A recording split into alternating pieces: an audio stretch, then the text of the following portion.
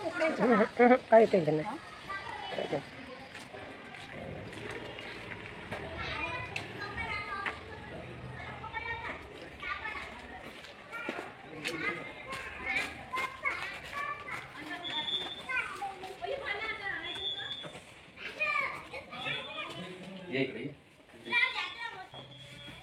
नमस्कार मित्रांनो, मी सर्प मित्र नारायणसाठी यूट्यूब चॅनलमध्ये तुमचं आज पुन्हा स्वागत आहे. आज खूप दिवसाच्या नंतर आपण व्हिडिओ बनवत आहे, कारण आजकाल सापांचे कॉल खूप कमी झालेले.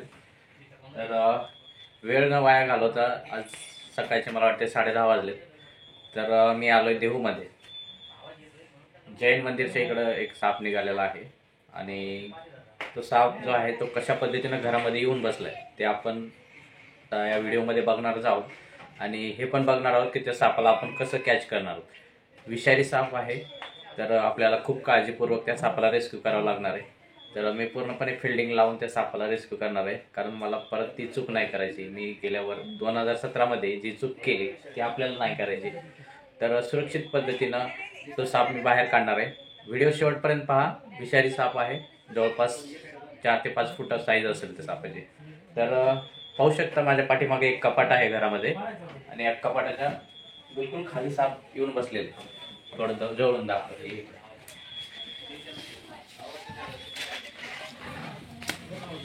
हे पाहू शकता, दिसते का? दिसते. हा जो चमकत आहे ना भाग, तो आहे सापाचा. तर हा आहे विषारी घोणस. ते किती होते काय मित्रांनो, कपाटाच्या खाली साप आपण बघितला कशा पद्धतीने बसलेले. तर मी बॅग सेट करतो पहिलं, कारण विषारी साप आहे. खूपच काळजीपूर्वक या सापाला रेस्क्यू करावं लागणार.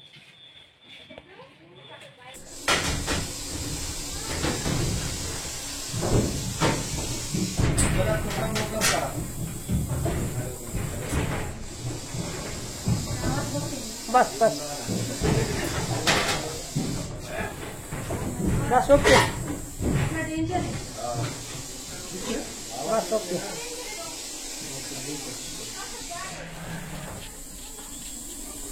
खूपच मोठा आहे.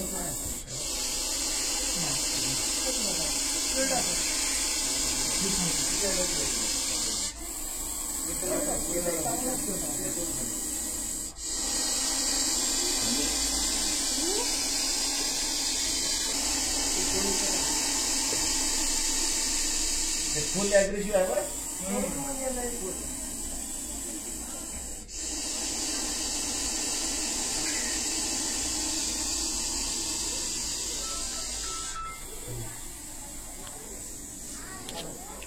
कॅमेरा दरवाजा येऊ देऊ नका.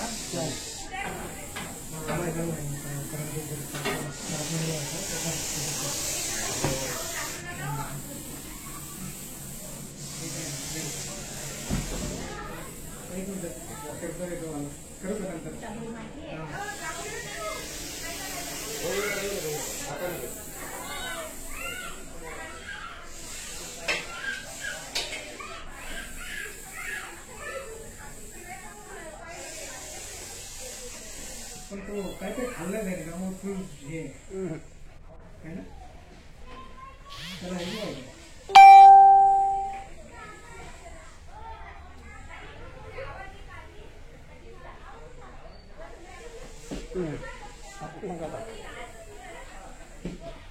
त्याचं तोंड फक्त तिकडे केला.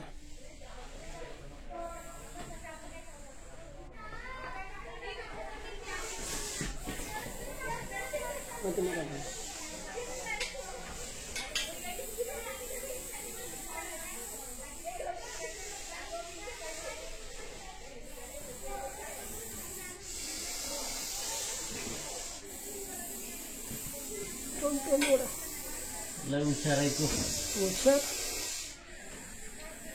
बस ओकेच.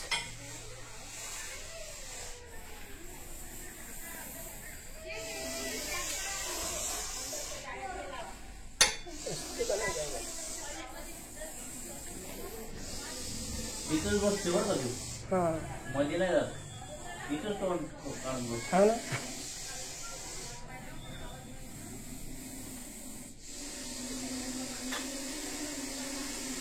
फायरिंग देते. फायरिंग म्हणजे चांगलं चिल्ड आहे.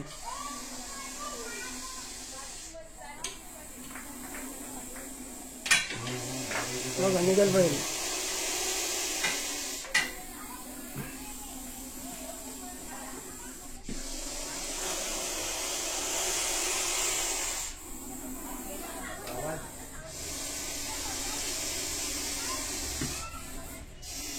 केच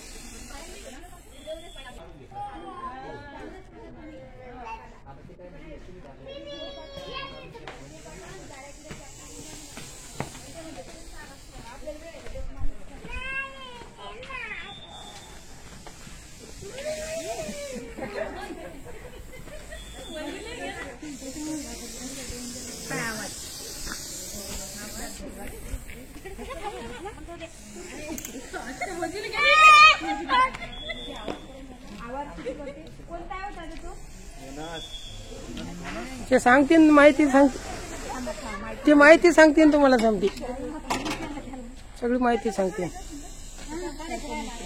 आज साप बघितलं तुम्ही वरती गोल गोल धब्बेत है ना, त्रिकोणी तोंड आहे सापाचं. तुम्ही बाहेर बघितलं का नाही मला माहिती, मध्येच कॅच केलाय आपण, तुम्हाला बऱ्याच जणांना बघायला नसेल. हा साप जो आहे ना अजगरासारखा जाड असतो. आपल्याला काय वाटतं अजगराचं पिल्लो आहे वगैरे, तर आपण अजगर समजून त्याला हे करतो, किरकोळमध्ये घेतो. पण हा साप विषारी आहे. आता तुम्ही बघितला आवाज काढतो, हा डायरेक्ट चावत नाही, जवळ तुम्ही गेलं की हा असा आवाज मारतो. त्यामुळे तुम्ही काय रात्रीचं कुठं काय हात घालत असाल तर थोडं टॉर्च वगैरे वापरून हे करा. आणि रात्री कसं पायात शूज वगैरे घाला, बूट घालणं जरा हे करा, सवय करा जरा. कारण हे तुमचं खेडेगाव आहे, शेती भाग आहे खूप इकडं, त्यामुळं हे साप जास्त वावरतात. तर हा सापाचा जर का चुकून दंश झाला तर आपल्याला गव्हर्नमेंट हॉस्पिटलला जायचं, प्रायव्हेटला जायचं नाही. प्रायव्हेटला कुठंच ॲडमिट करत नाहीत तुम्हाला, आणि याचा इलाज पण होत नाही तेवढं आहे ना, खर्च पण खूप येतो. आपल्याला YCM आहे जवळ इथून, मला वाटतं 10 किलोमीटर जवळपास असेल आहे ना YCM, 10 ते 12 किलोमीटर हार्डली. तर YCMला ॲडमिट व्हायचं. साप चावलेलं, जिथं साप चावला आहे तिथं पट्टीच्या 1 मिनिटाच्या आत ती जखम पाण्याने स्वच्छ धुवून घ्यायची. एवढं केलं ना आपण, थोडंफार विषाचं प्रमाण जे असतं बॉडीमध्ये उतरणार ते कमी होतं. दुसरी गोष्ट, जाताना गर्दीमध्ये आपली गाडी अडकते, त्यामुळे 2 व्हीलर वापरायची शक्यतो हॉस्पिटलला जाताना. 4 व्हीलर घेऊन गेलात तर तुमची गाडी ट्रॅफिकमध्ये अडकल. पेशंटला झोपून वगैरे न्यायचं नाही, जास्ती धावपळ करायची नाही. साप चावल्याच्या नंतर घरात काय मिरच्या कडुलिंबाचा पाला खात बसायचं नाही. हा, इथे सगळ्याला नंबर देतो मी, माझा नंबर गाडीवरती आहे, तुम्ही घेऊन ठेवा. कधीही अर्ध्या रात्री साप निघला तर मला बिंदास फोन करा. आपण यायला जाणार, ठीक आहे. मी इकडे राहिलो तळवडेल उमामेत्रीच्या इकडे, ठीक आहे. तर कुठलाही विषारी साप चावला तर लक्षात ठेवा या गोष्टी आहे ना. आता उशीर झालाय, बोलण्यासारखं खूप काय, सकाळची वेळ आहे ना, सकाळला जाऊ.